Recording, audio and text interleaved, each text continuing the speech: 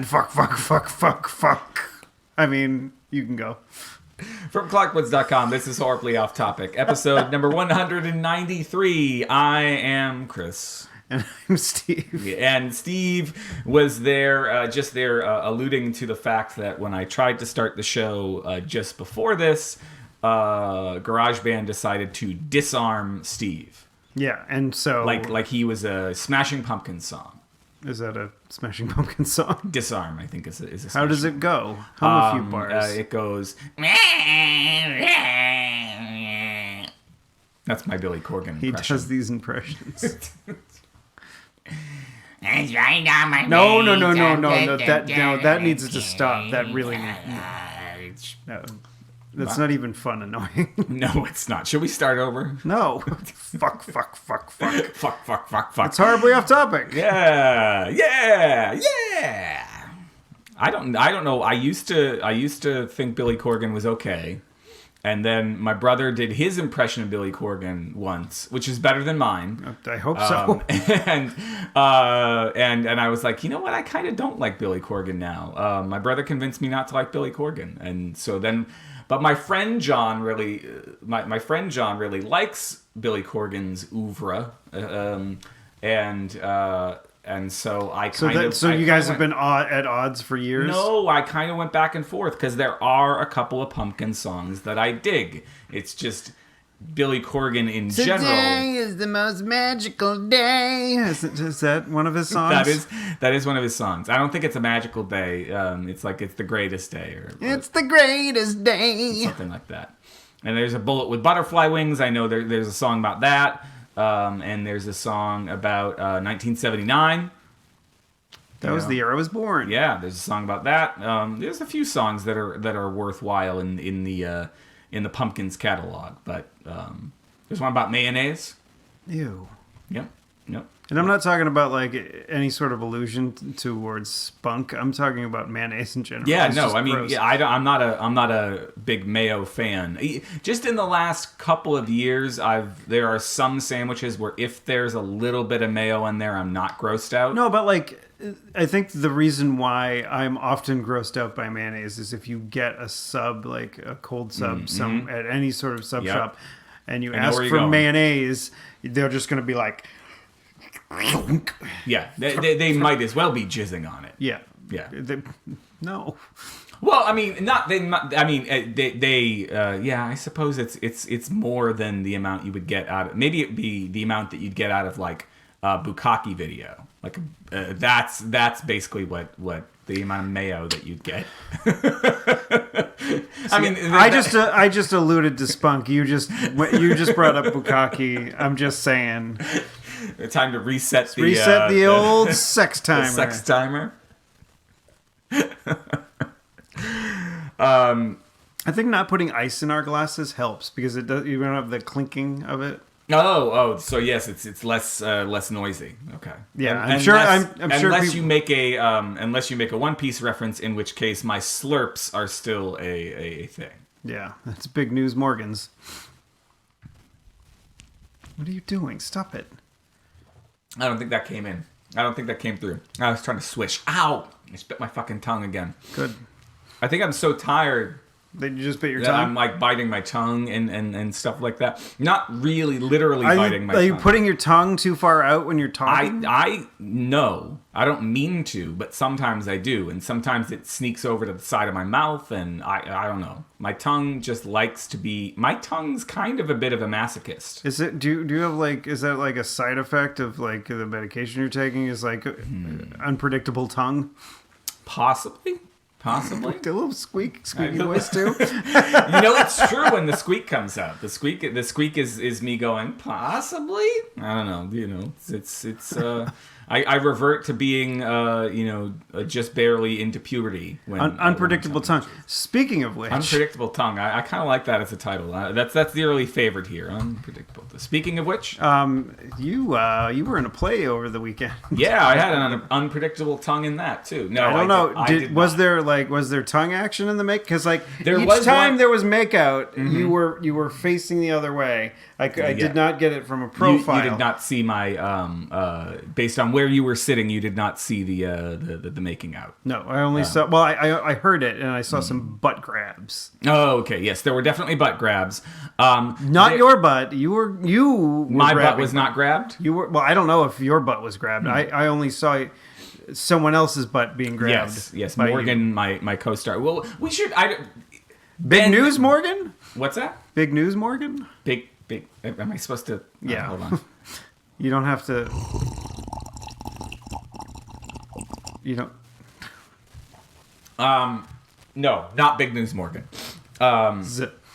Morgan, my co-star, and I guess we should probably refer to the characters, right? Because it wasn't Morgan and I that were kissing; it was the characters that were.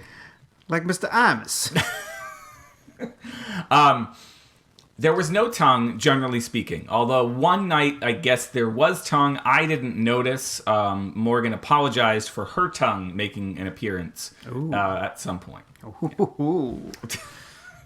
It was not enough that I acting. Yes, acting. It seems, Steve, that you bring this up. Was this a particular part of the show? I don't know. Uncomfortable. It made me uncomfortable. I don't know why. Maybe because I know you so well. I mean, I've been doing a podcast with you for the past 4 years. Yeah. Seeing you make out with somebody that's not your wife makes me uncomfortable. Had it been my wife, would it made you less uncomfortable? No, I would have been fine if it was your wife. All right. So it's not the idea of just me making out with anybody. It's not that you just expect that I'm asexual. No. That I don't. If it was your wife, I would be like, I don't want to watch you guys make out. Right. But you'd be okay. But I would be okay with it. Yeah. But someone else, it's just weird. And I understand you're actors, you're professionals. Yeah. You're not. We're not actually fucking each other on stage. Yeah. I mean, I hope not. No. That would have been like. I mean, I didn't see the making out, but I don't know if I could have, you could have done it that quick. No, I would have not been able to see it while you guys were on stage. I am personally capable of doing it that quick, but Ben, as a character, I think is less of a Minuteman than me. Yeah, you're a character sex machine. I mean, he's not. He is, according to the text, he is not great at oral. Oh, okay. We discover he thinks he is, but he's not. He is a fan of Doggy Style. He is a fan of Doggy Style. We do know that, and he thinks Doggy Style is nice and intimate because he's full of shit. He's trying to explain to her after they've had a fight about how they always have sex Doggy Style. He and this woman he's having an affair with. So it's basically a play about two shitty people, being shitty to each other. Being shitty to each other on the day after September 11th. Yeah, September 12th. Yeah, well, yes. Yes, and speaking of shitty, our stage manager, Michelle, played a shitty trick on us, which is that she took the pillow away from the couch, so no. You couldn't hide your boner after making out. No. This shitty trick of hers backfired. Oh. Because Michelle decided that there's a whole section of the script where we are just saying the word shitty back and forth at each other. I say I feel shitty. She says, how shitty did you feel? And there's the word shitty comes up. I feel shitty. Notable number of times. Yes, that was one reference I made. But Michelle got into her head an episode of the animated series South Park. Oh. And it's an episode where they call a restaurant called City Walk. Shitty Walk. City Walk. Shitty Walk. Yes, and so Michelle decided that she needed to play this clip for us so that we would have that in our heads. Do you want to get some Chinese food from the Shitty Walk? Yeah. Get a shitty fried rice or shitty chicken. So she got that actually might segue into one of our other topics if we can remember to do it. If we can remember to do it. So the Shitty Walk backfired on Michelle, however, because we, being the professionals that we are, did not break when having that in our heads. By break, I mean we did not break out laughing or break character or anything like that. But you did eat cheese. I did eat cheese. But Michelle in the booth was having a hard time because she had mentioned it to us, and then every night after she mentioned Shitty Walk to us, she was like laughing in the booth? She was not laughing in the booth because she is also a professional, but she was having a hard time. She was having a hard time not laughing. She was having a hard time not laughing. Then why did she do it? She did it to herself. She did do it I blame Trey Parker and Matt Stone. Everything is kind of their fault. Yeah, I mean... Yeah. Well, everything is kind of the Flintstones' fault, right? I mean, every day somebody's born who hasn't seen the Flintstones, but the Flintstones was irreverent before the Simpsons were irreverent, and the Simpsons were irreverent before South Park was irreverent. So I think it all goes back to the Flintstones. The Flintstones, yeah, they were a primetime cartoon. Mm-hmm. There was ads with Fred and Barney smoking, I think, Merritts cigarettes. While the ladies were doing all the housework, mowing the lawn and the dishes, and they're taking a break. They're taking behind a break the house, having a Merritt. The dudes are, taking a break from what? We don't know. Hey, I don't know, Fred. He does these impressions. There was what was it? Mel Blanc did Barney's voice, and one of the more famous voice actors of all time. Yeah. Bugs Bunny, Elmer Fudd, almost every Warner Brothers character. Mel Blanc, yeah. So he also did the voice of Barney, and there was if you listen or if you watch earlier episodes of the Flintstones, he has like a different voice. Oh, interesting. But I think Mel Blanc got in a car accident, or this is what I heard. This is what you heard. He got in a car accident, and then like he stopped doing the voice that way, and he started doing it. Hey, I don't know, Fred.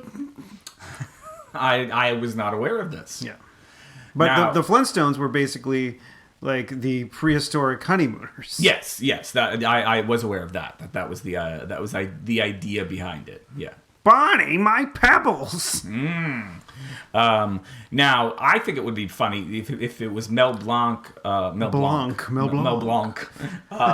And it's very fun, Simon. And instead of whoever it was that played Fred, we had like fucking Walt Disney or like the Clarence Nash. Is he the guy who did Donald Duck? If the Flintstones were just the Disney Warner Brothers crossover, I think that would have been awesome. That would have been the most intense crossover ever. Marvel. When did those cartoons start? Like fucking meme. Yeah. Well, what the one where like if you didn't want love me at my whatever. No, the meme that's out there. I am obsessed with Marvel movies. We'll get back to the Flintstones in a second. And I often do searches for Infinity War, and for about a week, 2 weeks. Not so much anymore. It's kind of died away. You're like, Infinity! I would do a search for Infinity War, but I would have to exclude the terms ambitious crossover because it became a fucking meme that everyone was like, Infinity War is the most ambitious crossover, and then they'd show some goddamn fucking image of their own choosing that was supposed to prove the point that whoever said like that was the Jetsons and the Flintstones, or I was like, go fuck yourselves. Well, that's what I have to say about that. I'm actually going to disagree with you here, Chris, because I thought a lot of those were funny. I thought the first 100 of them I saw were funny, and then when you're me and you're searching for Infinity War news and all you get is that fucking meme, then stop searching on Twitter. Search the actual news. Well, no, the actual news is slow, Steve. The actual news takes forever to pick up on Infinity War. Well, then go to a forum. Forum? What is this? Fucking 1996? Go to Reddit. I don't know. Go to Reddit. Ugh. Yeah. You know who lives on Reddit? Gamergate male asshole. Reddit is a fucking cesspool. Well, I find it useful for Treasure Cruise and One Piece stuff. So yeah, it's a cesspool. I have no interest in going on Reddit. Well, it depends on which subreddit you go to. If you go to the Opie and Anthony fucking subreddit, you'll find the worst fucking individuals ever. Yes. Well, yeah. I mean, it's one of our listeners' most guiltiest of pleasures to go seeing what fucking terrible things they're saying on there. On the and there's no longer an Opie and Anthony show, but there's still a fucking subreddit, of them complaining about how Opie sucks. at not doing radio anymore. I mean, Facebook is also a cesspool. So I mean, they're all kind of cesspools of their own making. So but. like you're in a cesspool of your own choosing. Yes. You're like Ray Stantz choosing the Marshmallow Man. Yeah. It's I decide which kind of shit I don't mind swimming around in. Yeah, and you're just annoyed by people saying, enough with your fucking like.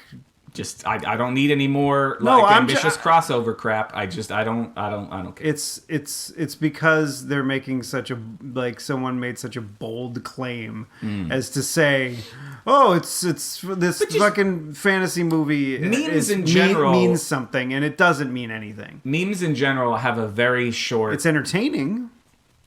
Memes in general have a very short life. In my mind, except for that "oh really" owl, that one will last forever. But the American Chopper one, I think, is pretty much done. But I have really enjoyed the American Chopper one this week or so. By next week, I'm going to be absolutely sick of the American Chopper one, and I don't want to see it anymore. And yet people are going to keep doing it, and they're going to keep doing it, and they're going to beat it like it's Seabiscuit. Actually, Ichiro Oda said. Did you get that one? That's deep. That was yeah, deep I got it. But Ichiro Oda did say that if Chopper was to be any nationality in the world, he would be Canadian, not American. Hold on. Don't fucking do it. You don't need to slurp your water to indicate that you're drinking. Jesus fucking Christ. I don't? No. Oh. I thought I did. People will get that you're not talking for a second when you're drinking water. I'm drinking. Okay. All right. I need to give the listeners more credit, is what you're saying. Yeah. Okay. So they're not rubes, Chris. Right. We have an intelligent fan base. Let's back up a couple levels in the stack here. We were talking about the Flintstones, and we were talking about the Flintstones because we were talking about the South Park, and we were talking about South Park because we were talking about the Mercy Seat. Did we have anything else to say about my play before we? I liked it, although I was uncomfortable. Right. Okay. Well, a lot of people. We on Sunday, 4 people walked out at intermission. Why? They were uncomfortable. Like uncomfortable with the subject matter? I don't know. They didn't necessarily say. They weren't vocal about it in the ways that some people have been vocal about. Well, I've had it with my friend making out with another person. Yeah, that's not his wife. Yeah, nobody did that. But 4 people walked out at intermission because they were uncomfortable, and so at least you didn't do that. Well, yeah, that was like fucking Sunday's a matinee, so It's a lot of the blue hairs. Yeah. Well, there was a decent amount at our show too. Yeah. Because it's the Players Ring. It is a theater. Yeah, it is. I mean, and it was, a 2-person show is a hard sell. Like, you've only got so. I mean, Morgan more than did her share of bringing in people.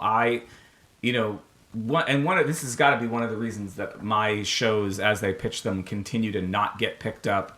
And I don't get cast in as many things is because I'm not a big draw. Like I'm all of my friends, all of my network is not in Portsmouth. So like you guys coming up to see the show was fantastic. But I mean, and you guys came because you had something else going. You probably would have come anyway, but it was easier for you because you had something else going on in the area. My parents coming, like they had to do all sorts of plans. My wife coming, she had to do, she had to plan ahead. So anyway. No, but the thing is like. My point is just that you're going to end up with a lot more, the audience is going to be a lot more just of these sort of old people and the regulars who just come out to see theater because they come out to see theater and less. But the problem with like a smaller show like this is that like it shouldn't have to be like the actors that are getting their friends and family to come in. It should be that like more than 2 media outlets possibly show up at the first show, and then maybe Portsmouth or like the general area at large is like, oh, I see this thing and like the Portsmouth Gazette. Yeah. Well, then I should go to see the Mercy Seat. I mean, Portsmouth itself is a fucking lost cause because they're pricing out all of the arty people that made it cool, and all of them are going to have to leave. Restaurants. Where are they going to go? Dover? Maybe. I don't know. I have friends who are getting priced out or forced out of their house this summer that they've been renting, and they, being artists, don't have the best credit in the world. They've had some ups I've and considered downs. myself an artist for a very long time, Okay, Chris. well, and I have excellent credit. Okay. Well, they've had some ups and downs in their lives in addition to being artists. Okay. Not that I ever have. All right, I'm going to stop. Anyway, but Portsmouth... Excuses are like assholes, Chris. Everybody has one, and they all stink.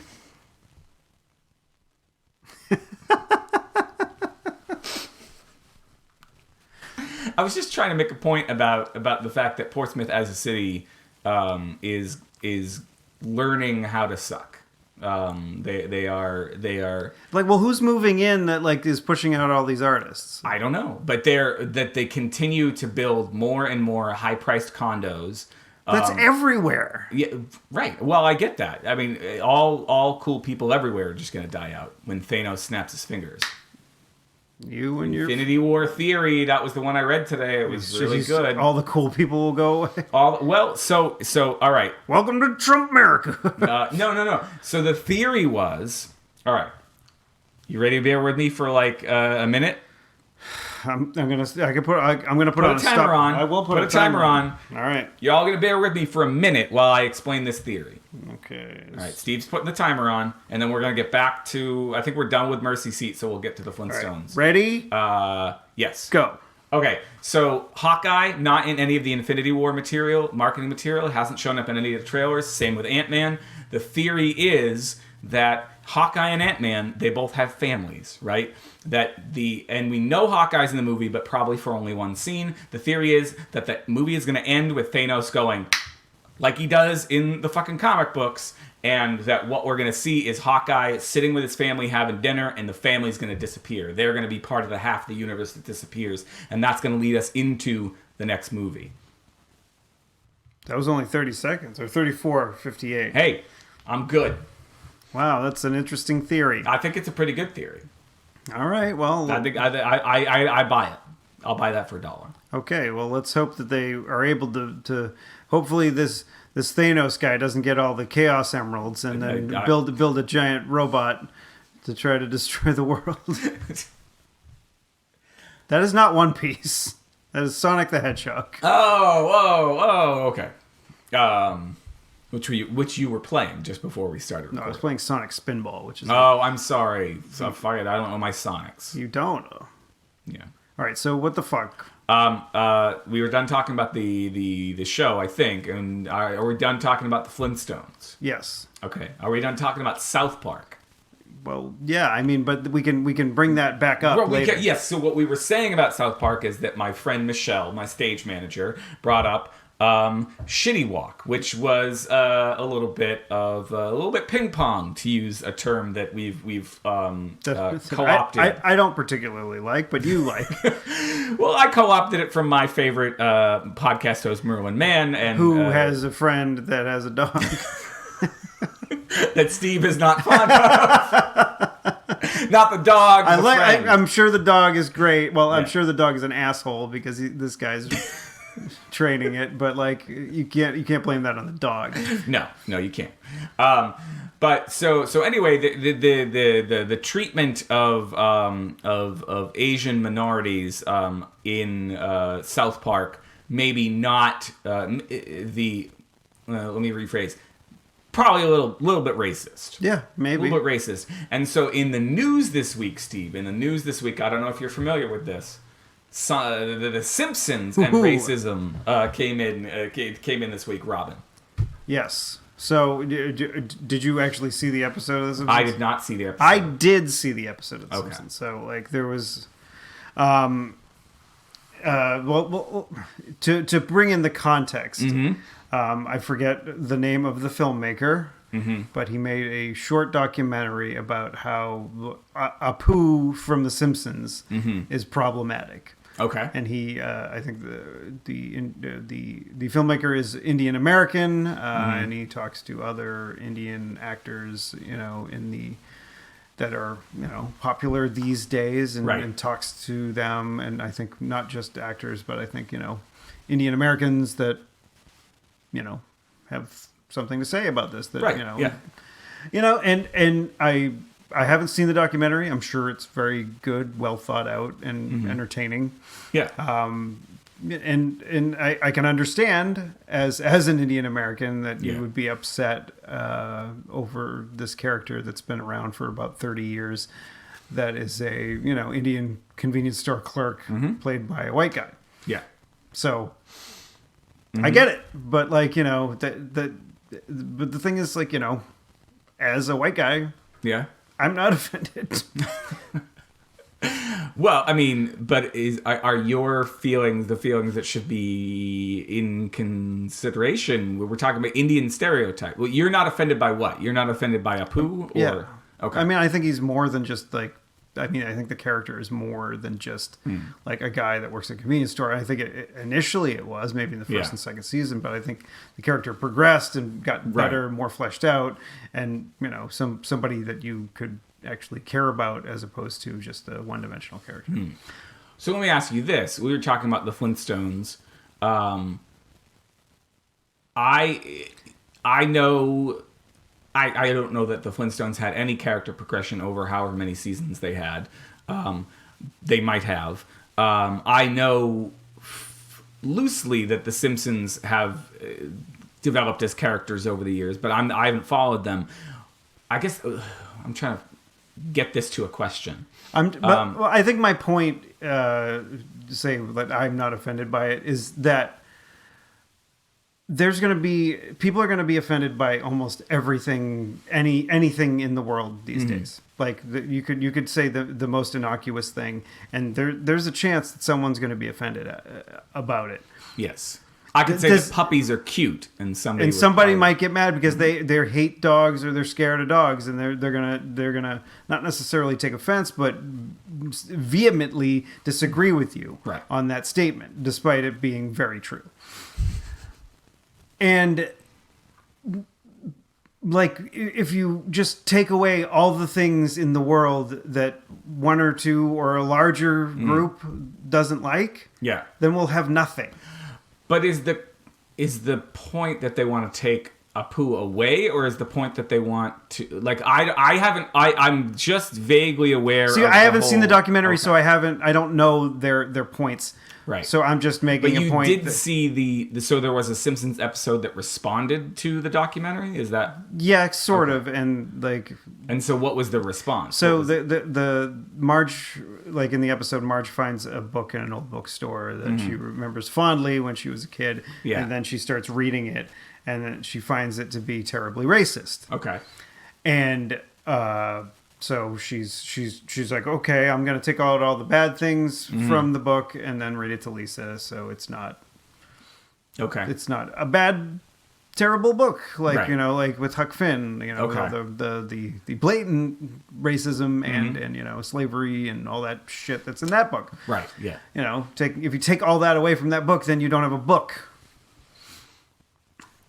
Understandable. So so she takes all the way, and then Lisa's like, this isn't entertaining. It's just, it's sort of like nonstop fan service for whoever you're writing it for. Okay. So that's because what I had heard was something about that, was about Lisa being Lisa turns to the camera and says something about political correctness, and then there's a picture of Apu next to her and it said, "Don't have a cow." Oh, Apu says don't. No, it's a photograph that's signed by Apu that says, "Don't have a cow." Don't have a cow. Okay. Because he's a vegetarian. Right. Okay. Yeah. I mean, I can't. I don't feel equipped to offer. I mean, I understand why people are upset, and I understand that The Simpsons, I mean, they said that they might talk about it in the future. Yeah. In the episode, it's very talking to the camera. Right. But then they go, maybe not. So it's just like, I understand they had to address it. They may not have done it the best way. In fact, they probably did it in a way that made things worse. Right. But you know what? I like they are fast approaching like the longest running series like of American television of all time. Yeah. Like, I think they're maybe 1 or 2 episodes away from Gunsmoke, which had like 600 and some odd episodes or something like that. I don't feel equipped to offer a hot take, if you will. But I'm just saying, like, you know, like there are going to be things in this world that you aren't going to like. I mean, there's fuck tons of things that somebody in power says that I really don't like. Yeah. Yet he still exists, and he existed prior to that on a hit television show that people really liked. I had this conversation with a coworker today where she used the phrase "in power" to refer to Bush, to Bush for whatever the more recent Bush. W. Yeah, and I was thinking about the fact that, I mean, and certainly it's probably because of our political bent that we would say this, but I would certainly think about the current occupant of the White House being in power, and Bush being in power, but I wouldn't think about Obama as having ever been in power. He was the president. Right? I mean, but he was the man in power. But yeah. Do you see what I'm saying? Like, because of the way in power is also the way you would refer to Adolf Hitler. Like, Adolf Hitler was in power. George W. Bush was in power. So it's basically, you know, the words you use to negatively reflect the person that you malign. Right. Mark Zuckerberg is in power at Facebook. Is he? Is he? He is, yeah. And he's on Capitol Hill today. Oh, we're really we're delving into the news today. He was on Capitol Except Hill for today. One big news story. We're leaving that one alone. Yeah, we're not touching that one. That was fingers crossed right there. No, he was on Capitol Hill today, and he had himself a nice little cushion to sit on. Nice little cushion. I wish I had a nice cushion. These seats are Mr. not... Short Mark Zuckerberg. He's my height, so fuck you. He's 5'7". Yeah. Are you 5'7"? Yeah, apparently I shrunk an inch, so... Oh, shit. I mean, I'm 5'8" and a half. I'm not that much taller. Yeah. Maybe it's even 5'7" and a half. I don't know. Whatever it is, I'm not that much taller. Maybe you but need I a wouldn't cushion. feel the need to sit on a cushion when testifying before Congress just to make myself look more impressive for the cameras. I would be happy to be my short ass self. What would you be? What would you be testifying to Congress? That's a good question about if you might have to. I might have to testify to Congress about disparaging remarks I've said about the 130 or 193 episodes about the current occupant of the White House. I mean, you know, he has directed somebody, I think, to start a list of influencers and whatever. Not that I'm an influencer, but influencers and hosts and whatever that are anti-president. So you know, maybe eventually we'll both be called before Congress to testify about, you know, our un-American activities and criticizing the current occupant of the House that is white. Well, being anti the president doesn't make him go away. No. And being anti the Simpsons doesn't make them go away because they'll be here forever. But being anti Zuckerberg might make him go away. Oh, really? Mm-hmm. I think so. I think if enough of us band together, Steve, we can. I already said my piece around episode maybe three or four. Yes. You have not had a Facebook account for almost 4 years. Yeah.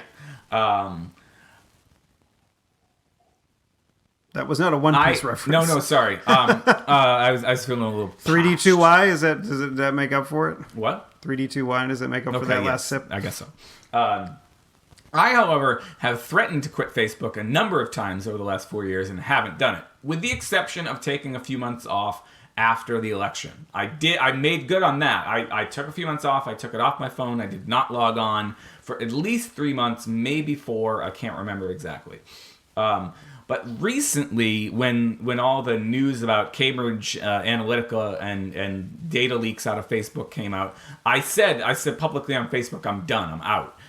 And I started trying to collect people's information so that I could just leave. So I tried to get people's phone numbers. So like the people that you don't actually have their information outside of Facebook. Right. So I tried, But somebody talked me off the ledge, as they always do, saying, "Oh, but think about the good it's done your writing, the good it's done this and that in terms of your of audience." I mean, like so many people listen to the podcast because of it.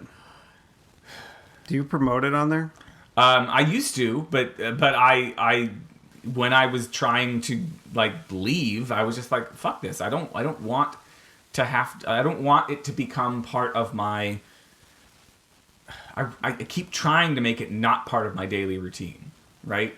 And promote our weekly routine, and promoting the show on it made me feel was like, okay, so this is a thing I have to do every week, is promote the show on it, and so that's part of the job of the show, is that I have to be the person that promotes it on Facebook, because I didn't have one, right?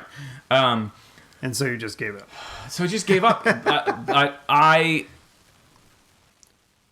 So I got talked back into it like a week ago. I was like, I wish I could have talked you back into talking about the show on the Facebook. On the Facebook. That's what it used to be. The Facebook, remember? And then I don't remember. Remember that's what not Marky Mark, Sinky Boy in the movie convinces him we got to get rid of the Winklevosses. No, the Sinky Boy, Justin Timberlake. Oh yeah. His character convinces Zuckerberg they need to get rid of the. It used to be Facebook. Is he playing like himself in the? I forget. Is he? No, he's playing one of the guys who founded Napster. Oh, okay. Sean Parker.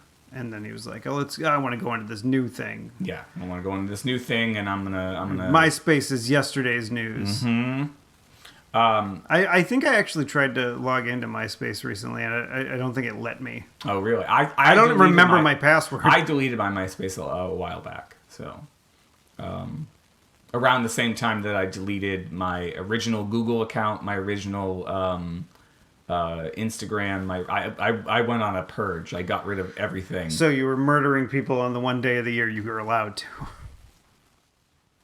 There's a movie called The Purge. There's several of them. Oh, I see what you're saying. So like they legalize all crime for one day of the year. Day. So they can get rid of the Patton Oswalt says you get to get out of a new law every year once you hit like 80 or 90, I think it is.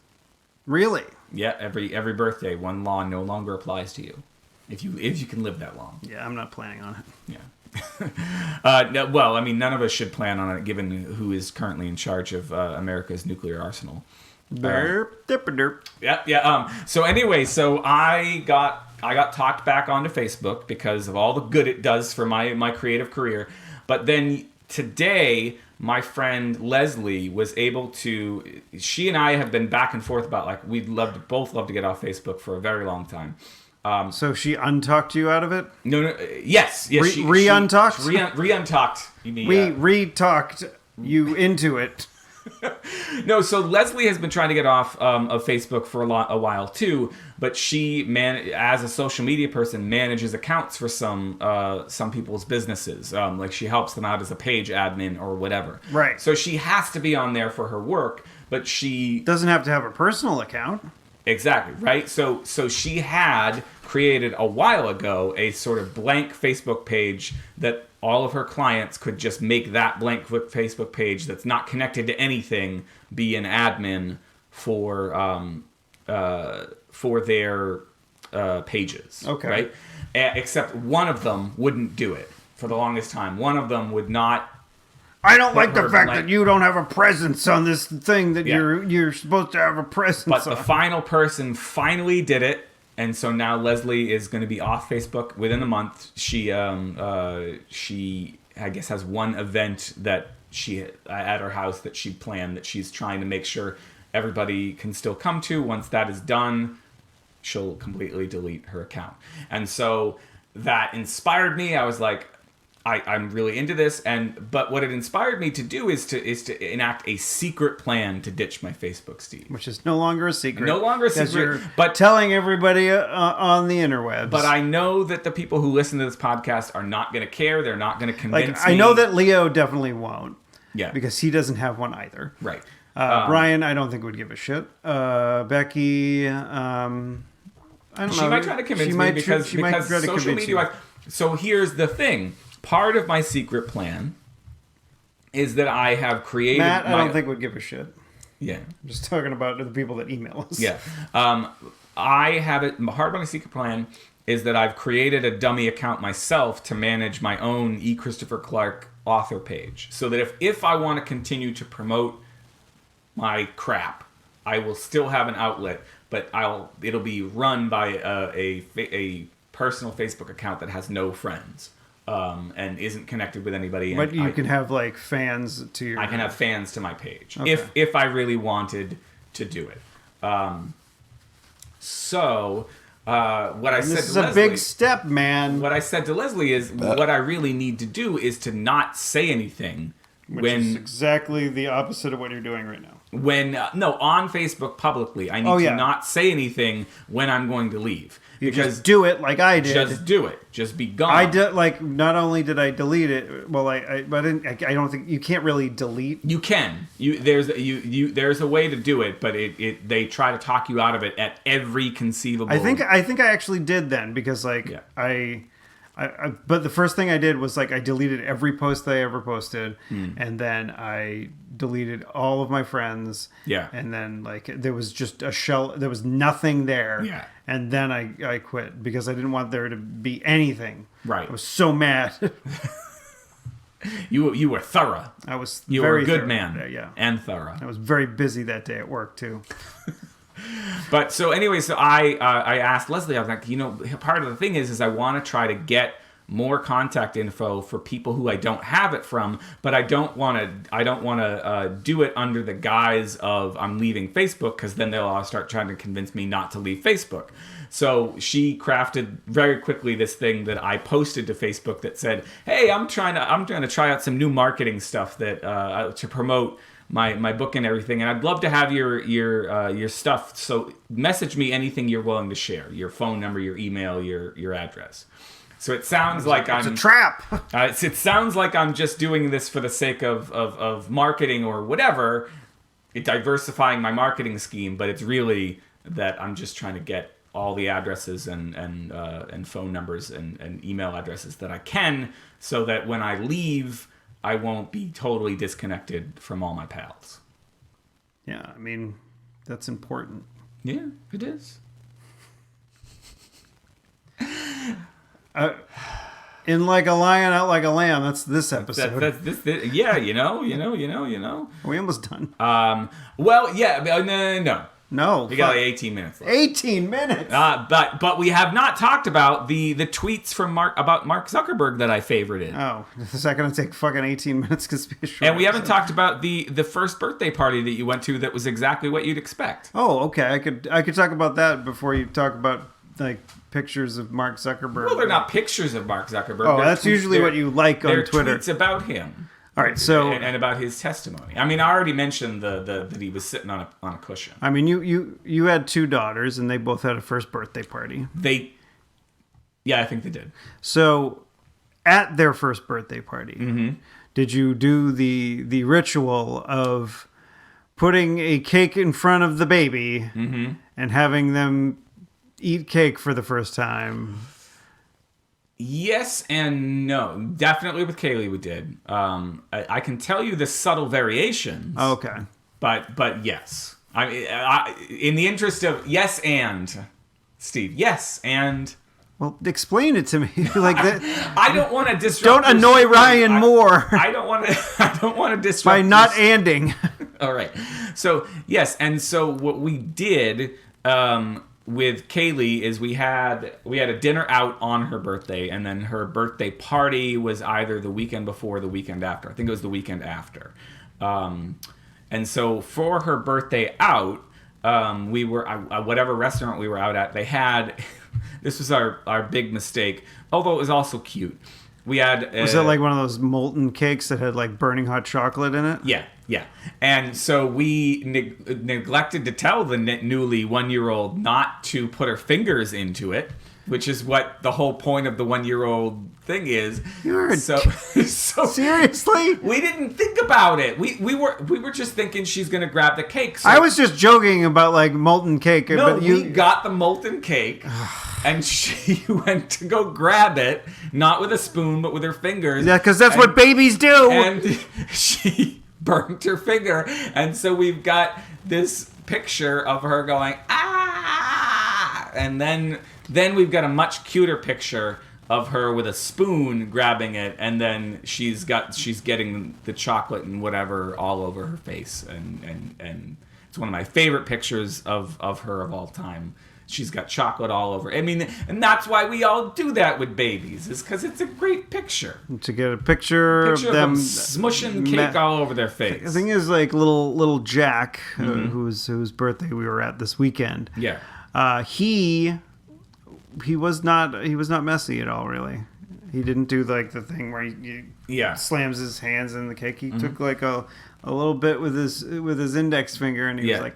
And he looked at it? He was like, yeah, and he was like, he tasted and he laughed because he liked it and whatever, and he had a little bit more. Yeah. Like some of it, like he pinched it with his hand, which is little, and he got some more, and he ate some of the cake, but he really did not make a fucking mess.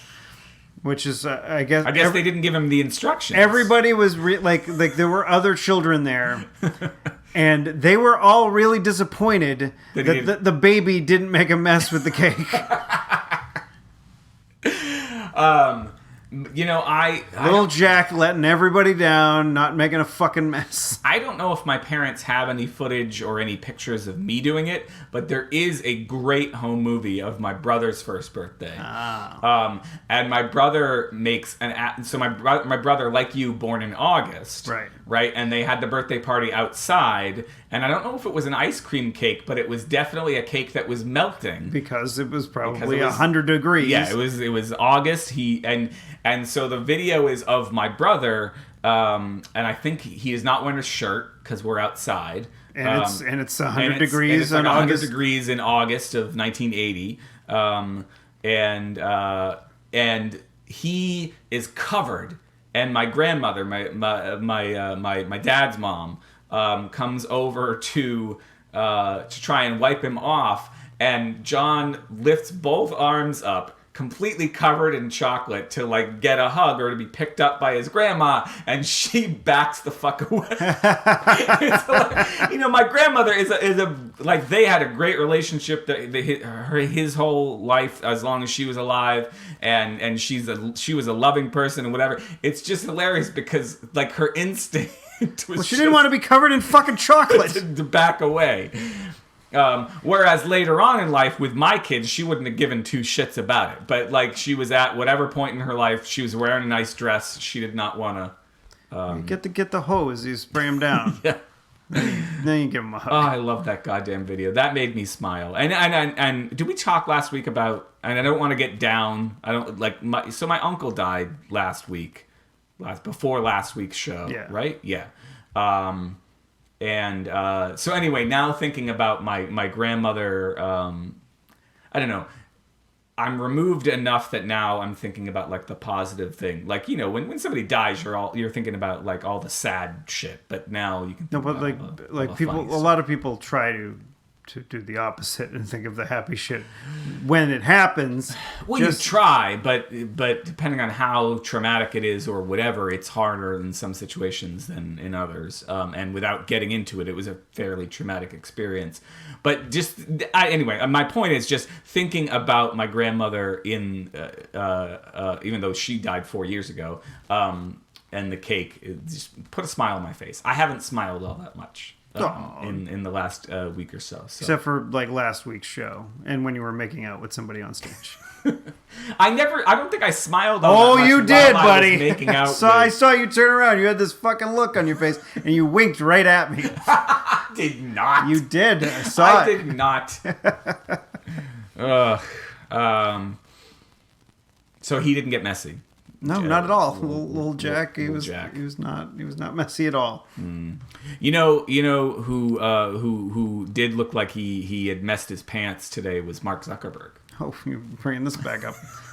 Well, you said I could. You said I could bring. Okay, I want to hear all the things all the funny things that other people said on Twitter about Mark Zuckerberg. One of my tweets that I favorited today. You didn't write it or anything. No. But this was. Excuse me. You're excused. This is from Radio Open Source. They quoted Zuckerberg saying, "I started Facebook while I was in college. We've come a long way since then."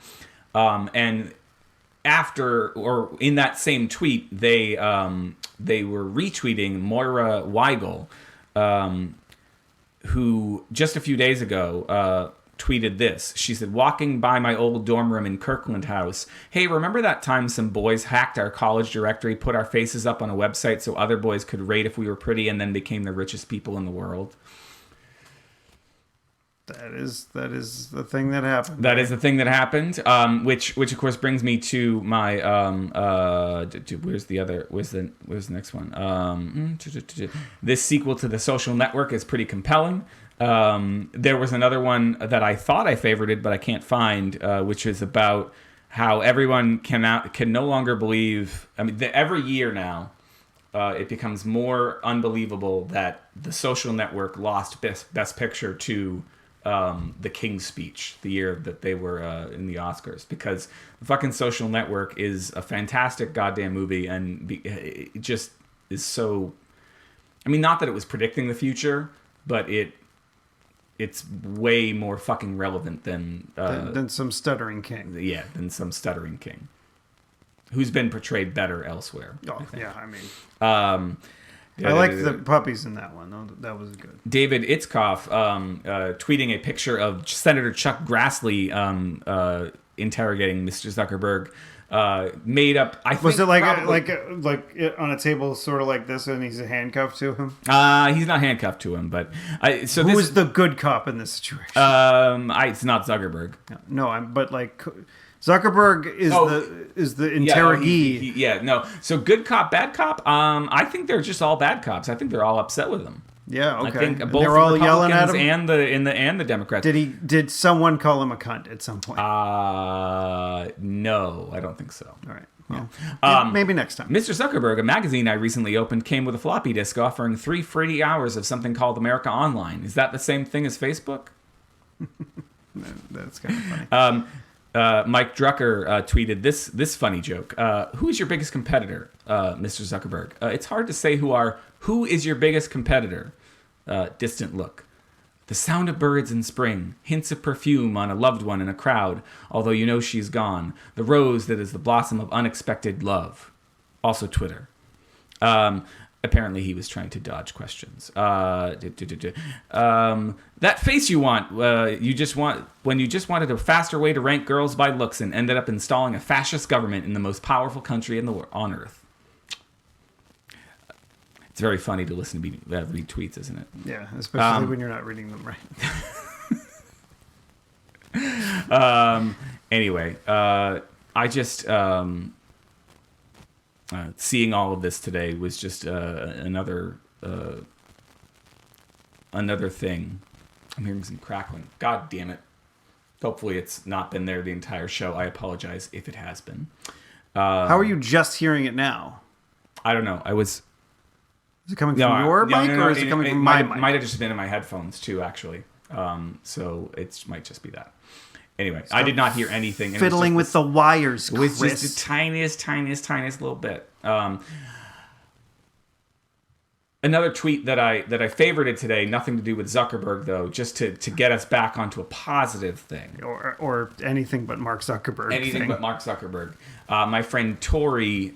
Spelling? No, she's at Wizard Pants on Twitter. That's a good name.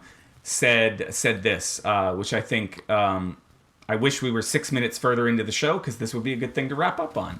But I just want to close Twitter. We could talk about Zuckerberg for another 6 minutes. No. Tori tweeted this. She said, periodic reminder that Samuel Beckett used to drive Andre the Giant to school, which is proof that the world has had moments when it wasn't utter garbage. Did you know that Samuel Beckett used Sam Beckett, like Quantum Leap? No.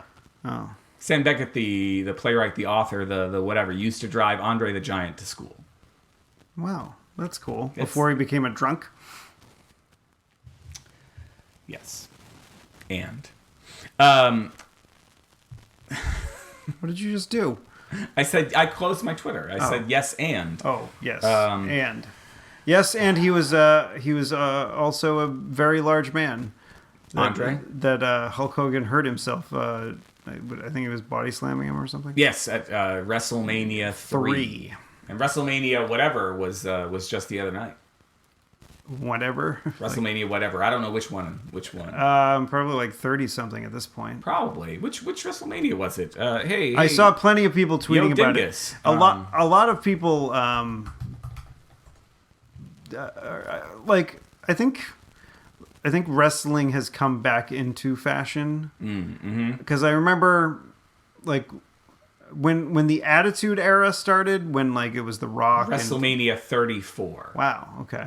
So when that era started, I kind of gave zero shits. That era I watched a little bit of, but 'cause Stone Cold said so. Yeah, I liked Stone Cold. I liked The Rock. Oh, speaking of The Rock, another great meme this week. Dwayne The Rock Johnson, Dwayne The Paper Johnson, and Dwayne The Scissors Johnson. Why is your computer like making all that noise? I think it's having trouble keeping up with. Oh, you know what it is? I put a fucking website that had video on it, and the fans had to spin up. Okay, well then turn that fucking website. I did. off. I got rid of it. I was looking up information about WrestleMania. Steve, yeah, well, we don't need to look at fucking WrestleMania shit. Okay, Steve. Don't hate me. Don't hate the player. Hate the game. Okay, so what did Wizard Pants say? Andre the Giant. Oh yeah, I forgot about that. Drove Samuel Beckett to school. Both ways in the. And then Al showed up and he was like, bloop, bloop, bloop, bloop, bloop, bloop, bloop. How are you gonna leap back? We'll just drive this giant man to school. Yeah, I drive him to school, and that'll be the end of it. And you'll leap back into your own body, maybe. No, but you won't. Dean Stockwell. Because he's going to be lost in time and space forever, right? Because there was never a final season.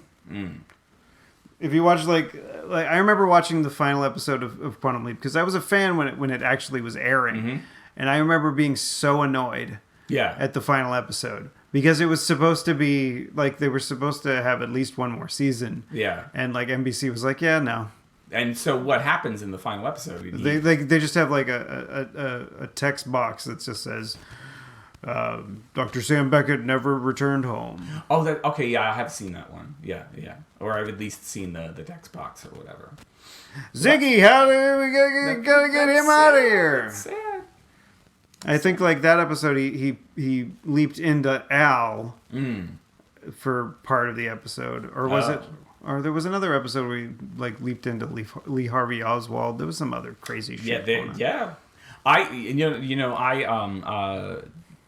somehow that's how we got onto watching 11/22/63 with my folks at Christmas time. We watched the first episode, I think, because we had been watching Quantum Leap, and I was like, I want to like look at a portrayal of that whole period that I like that's more recent. And we watched the first episode, but we never got to the second one because the first one had stuff that was inappropriate for the kids, so we had to wait until they left the room. And the second one had stuff that would have been inappropriate for my brother because the second one involves the murdering of cows.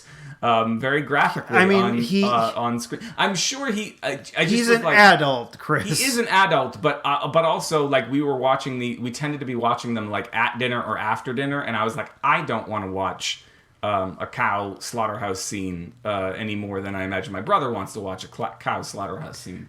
And so we never. I have watched all all of 11/22/63, despite the very problematic star at the center of it. But none of my family has seen anything beyond the first episode, and they all really liked it. They wanted to keep watching, and we just. But they were like, "The hell with it! Get rid of Hulu. We're not watching anymore. Like we couldn't watch it because of a cow scene." Yeah. Well, I never told them why I never showed them the second episode. It's just we never got around to it. Oh, okay. You know. It's just the way the cookie crumbles, Steve. Just the way the cookie crumbles. It crumbles, and it crumbles some more. In like a lion, out like a lamb. Can I finally say that? Is the show close enough to be over for it to be appropriate? Yeah. I was in like a lion, out like a lamb, if you know what I'm saying. Yeah, in the play, you were all like, King Diddles is what we called you after I never got in. And she never got it. She's trying to seduce me the whole first half, and I'm trying to seduce her the second half, and it doesn't work out for either one of us. IRL or like no, in the fucking play. Oh, okay. You can find the show notes for this episode at clarkwoods.com/hot/193. You can email us. Did you forget what you say? What do I say? You can email us at hot@clarkwoods.com. Or you can tweet us. I'm at ECC1977. And I am stuck at 130-ish fucking followers. I think that's too long for a Twitter name, Steve. Stuck at whatever. How many followers? I'm at Tuesday is Loser. Is that Tuesday is Loser all one word? Oh yeah. You're not like if you're a new listener, you're probably not going to follow me, so it doesn't fucking matter. And I never tweet anyway, so who gives a shit? Yeah, well, so maybe we should revise the ending, Steve. I think because I haven't been posting very many show notes lately, and I don't even think you tweeted the show last week. Last week, my uncle had died, and I was a little bit sad. I forgot about that. Jesus Christ, we just talked about it, and I forgot about it.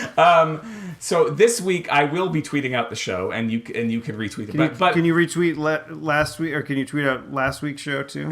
And I'll retweet that too.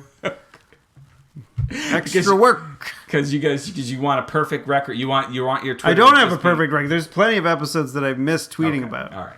Well, so what I'm saying is maybe we should revise the ending. What would be a good way to end the show that wouldn't be, you can find the show notes for this episode? Would it be, hey guys, remember to like, comment, and subscribe? We can't do that because we're not YouTube. I mean, hey, remember to fucking like at least give us like 5 stars on Apple Podcasts. Apple Podcasts on iTunes. Yeah, and if you're a fan, like tell your friends to listen. So maybe, just maybe, that like there's like a bubbling up of the show, and then we burbling, a gurgling. We reach at some point that like people also like this show when they listen to the Monday Morning Podcast or in some of the fucking NPR shit or whatever else. So I think that would be a better use of our ending. We should start saying, hey, remember to give us some. We'll talk about the email because we definitely want emails, and then give us some love on the Apple